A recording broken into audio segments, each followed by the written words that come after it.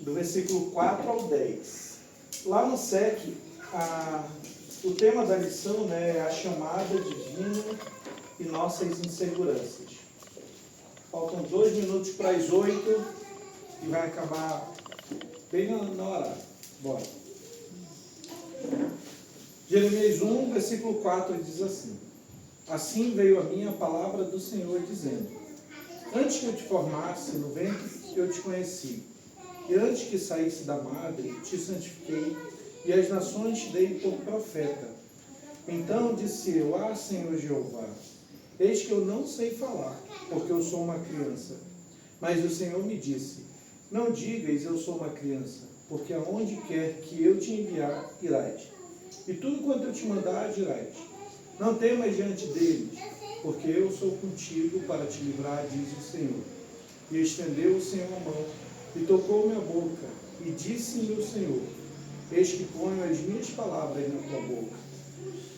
Olha, ponho-te nesse dia sobre as nações, e sobre os reinos para arrancares e para derribares, e para destruires, e para arruinares, e também para edificares e para plantares. Amém. Glória a Deus. Essa palavra é o chamado de Jeremias, né? É o chamado de Jeremias. E é muito interessante essa lição do SEC. Eu gostei muito quando eu estava vendo. A lição do SEC, não sei se vocês já perceberam, é a lição da nossa escola bíblica dominical, né? Então, isso já mostra que a próxima lição da escola bíblica dominical vai ser muito legal.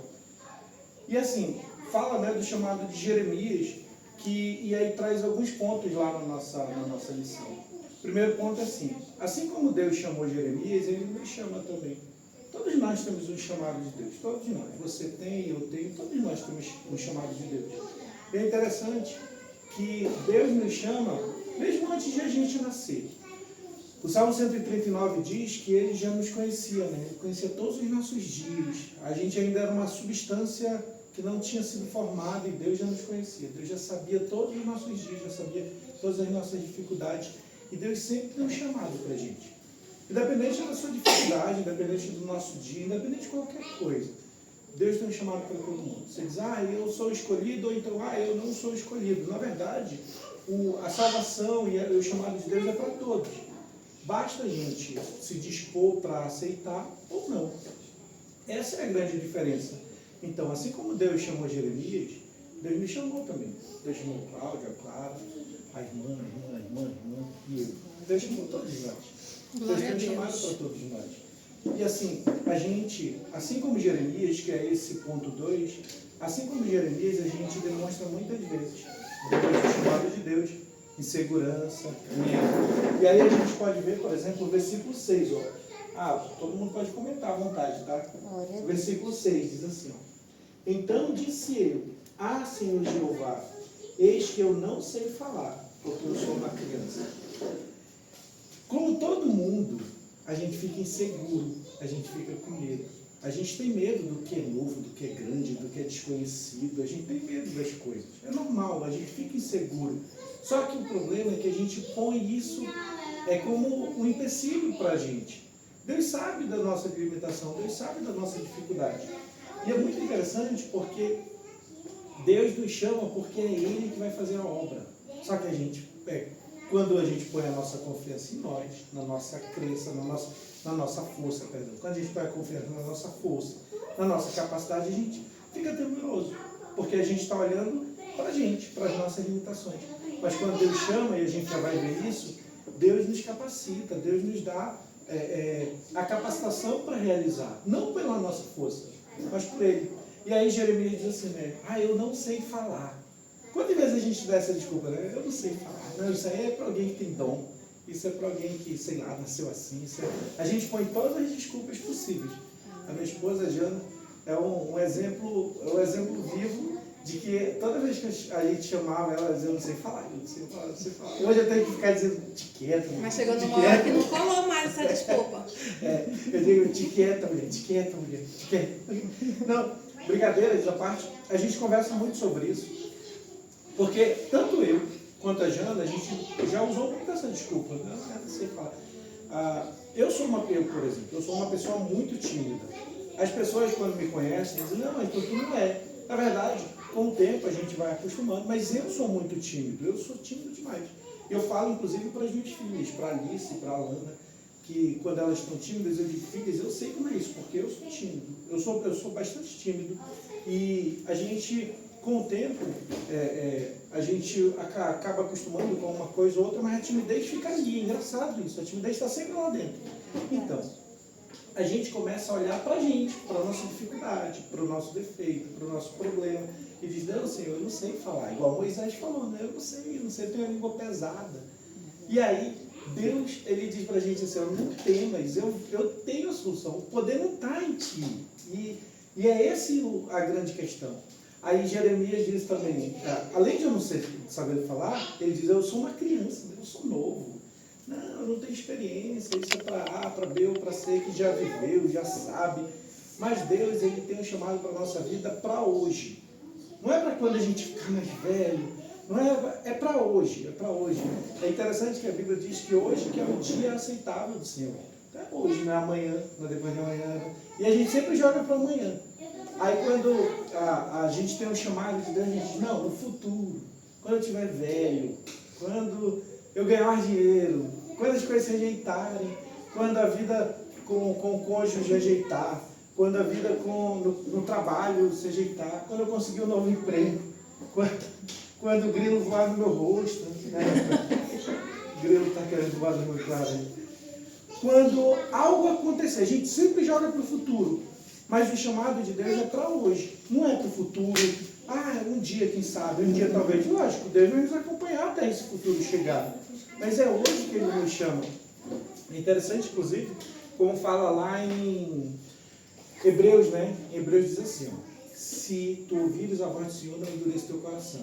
Então, se tu sente Deus te chamando, se você ouve a palavra do Senhor, você não pode endurecer seu coração. Isso vai ser quando? Vai ser hoje. Se hoje tu ouvir, não endurece o teu coração. Porque a gente começa, de fato, a ouvir o chamado de Deus, mas a gente começa a impor os nossos limites. A barreira está em mim, mas a transposição disso está em Deus. Aí eu digo, não, Senhor, eu não sei falar, eu sou muito novo. Essas são as desculpas de Jeremias, mas a gente tem as nossas, né? Não, o meu trabalho não deixa, eu tenho muita coisa em casa para fazer, eu tenho muitos filhos, eu tenho isso, eu tenho aquilo outro.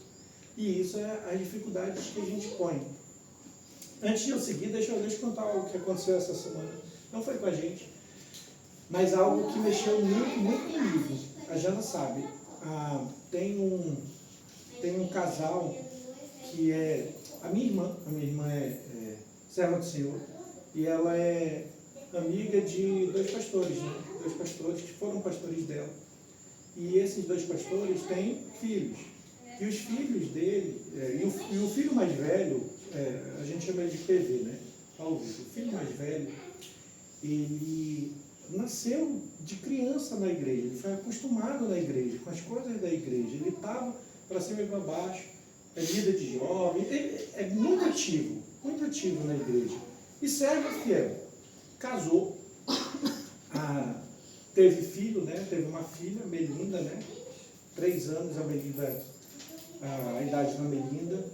Em março, essa minha irmã, que eu estou me referindo a ela, sendo amiga deles, fez aniversário e a gente fez um churrasco aqui para ela. E eles vieram, né? Veio o pastor Oscar, e veio o Pedro também, junto com a sua família. A Melinda veio com eles, brincou aqui, todo mundo bagunçou, sujou tudo, e ela não. Aí a Jana até acabou e disse assim, meu Deus, meu bem, tu viu como a Melinda é bem educada? Quando todo mundo comeu picolé, se sujou, ela pediu da mãe dela, toda educadinha. E aí, quando foi, hoje é quinta, né? Quando foi há 4 dias atrás, ela teve febre, ficou febril. Aí, há 3 dias atrás, ela foi no médico, e aí lá no médico, ela tentaram dar os medicamentos, não sei. Ela estava febril, ela não estava tão mal, mas em algum momento lá ela piorou e faleceu. A menina tem 3 anos. E aí, foi antes de ontem, né? Foi antes de ontem. Foi terça que ela faleceu. Foi terça. Ontem ela foi enterrada. Ela teve uma gripe, melhorou, aí teve uma recaída. Aí Mas levaram ela no hospital, mas ela ela estava tava com febre de 37,7. Não tava, nem era Tava considerado febril, febre ainda. Foi algo muito Ninguém estranho, entende até assim. agora. E aí ficou todo mundo desesperado, né? Todo mundo triste. E aí a minha irmã foi lá visitar eles, né? E aí quando ela foi visitar, ela disse: meu irmão, eu nunca vi alguém agir como os pais dela, os dois, o marido e a mulher. Enquanto estava todo mundo chorando, eles estavam consolando quem estava chorando. E aí, ontem eles enterraram a criança, né? A menina de 3 anos. E aí hoje ele postou um vídeo, né, nas redes sociais dele. A mãe está grávida de 2 meses, parece. 10 semanas, né? De 10 semanas. Estava grávida de 10 semanas. E acabou de perder outro bebê. E aí ele postou um vídeo dizendo que antes de ela ser filha deles, ela era filha de Deus, né? Ela conheceu Cristo desde pequena, ele escreveu isso também. E aí eu fiquei pensando, caramba, eu acho que é uma dor tão Ela teve um bebê que insuportável. morreu. Oi? Ela estava grávida. Ela está grávida e perdeu um bebê de 3 anos. Agora recente. Sim. Ela perdeu a bebê Ontem, agora, ontem. terça-feira, de 3 anos. Aí ela tá grávida de Não, 10 eu semanas. entendi, mas eu tô falando do bebê que ela tá grávida. Não, ela tá Também. grávida de 10 semanas, mas antes dela descobrir que tá grávida agora, ela teve um aborto. Também recente. E aí eu fiquei pensando, né? Foi. Exatamente. Essa deve ser uma dor assim, não tem como mensurar, né? Não dá para mensurar. E a pessoa, A gente sofreu muito aqui. eu sei que ainda tem muitos dias até passar o luto, e eu sei que as pessoas nem sempre demonstram naquele primeiro momento, mas independente da situação, a pessoa vir a público e dizer: não, eu entendo, Deus é soberano, Deus quis assim, Deus... E consolar os demais, e consolar todos os demais. Eu mandei mensagem para ele. E a gente vê, por exemplo, uma pessoa que age dessa forma, não, pelo menos nesse momento, a gente vê não põe desculpa para as coisas de Deus. Porque, de verdade, não é questão de desculpa, a gente põe as nossas dificuldades, né? Todo mundo tem dificuldade. Todo mundo tem dificuldade, eu tenho um problema na vida, você tem outro, todo mundo tem um problema na vida. Mas diante dos problemas a gente começa a dar desculpa para Deus. A gente tem problemas muitas vezes que são pequenos, né? São pequenos. São coisas pequenas perto de outros tantos que têm problemas bem maiores. E as pessoas, quando estão próximas de Deus, acabam suportando, sofrendo e acabam vencendo as dificuldades que muitas vezes para a gente não dá nem para imaginar. Eu de fato não consigo sequer imaginar, mas eu fiquei muito mal. Pelo mínimo, pelo pouco que eu conheci.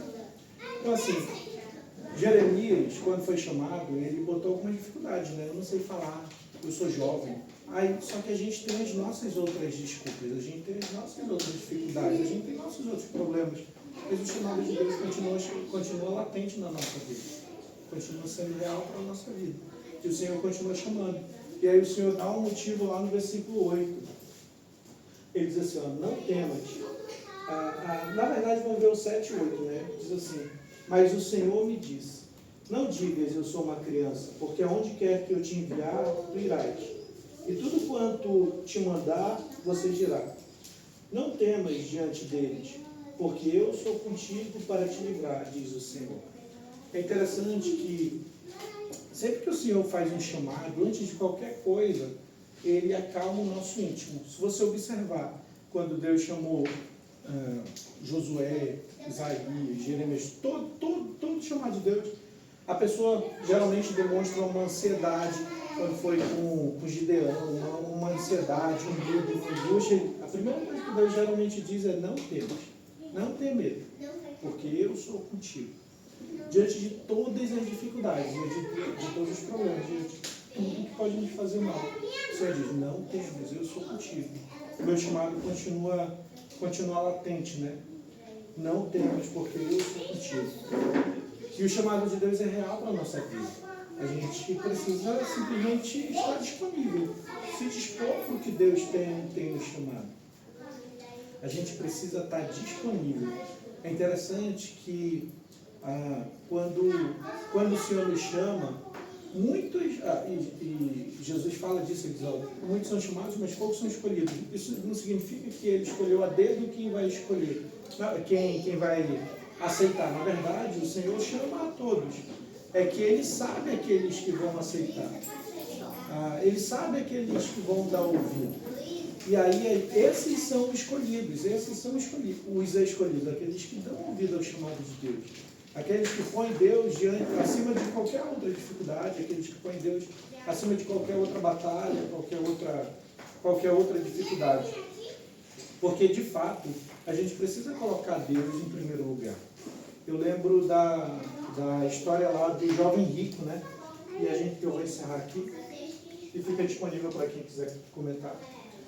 Eu lembro da história do jovem rico, que era um homem temente a Deus, servo de Deus, e ele fala isso. E é interessante que ele fala, eu já obedeço todos os mandamentos desde a minha mocidade. Eu faço bem. Era um bom crente, era um bom cristão, fazia tudo certinho. E é interessante que Jesus não nega. Quando ele diz, eu faço tudo isso, Jesus não nega. Ele diz, só falta uma coisa. Então, tudo que ele estava falando, Jesus concorda, é verdade. E Jesus tinha esse conhecimento. Quando o jovem rico chega para Jesus, ele diz assim, mestre, o que eu posso fazer para ser salvo? O que eu posso fazer, né, para ter a vida eterna? E Jesus diz, segue os mandamentos, ame o teu próximo. Mas ele diz, eu sempre fiz isso. Desde a minha juventude eu fiz isso. Desde que bem pequeno eu fiz isso. Aprendi, cresci assim. Aí Jesus diz, falta uma coisa para você ser perfeito. Vai, vende tudo que tu tem, dá aos pobres, vem e segue. Por que Jesus tocou nesse ponto? Porque, de fato, ele seguia Deus em todas as situações. Só que no coração dele tinha alguém que estava no trono de Deus, que era a riqueza dele.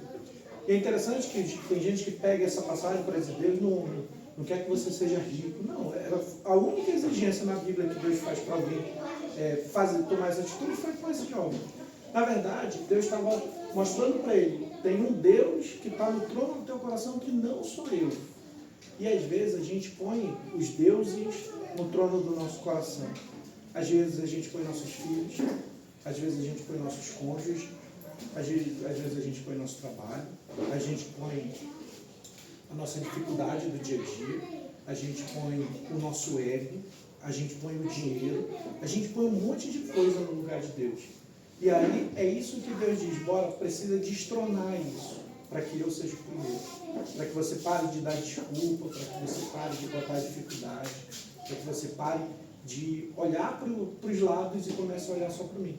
E aí o Senhor vem e fala, como falou para Jeremias e para todos os demais que ele chamou, né? Não temas, eu sou contigo. A dificuldade que você tem medo, essa dificuldade vai ser vencida. Amém? Mais alguém?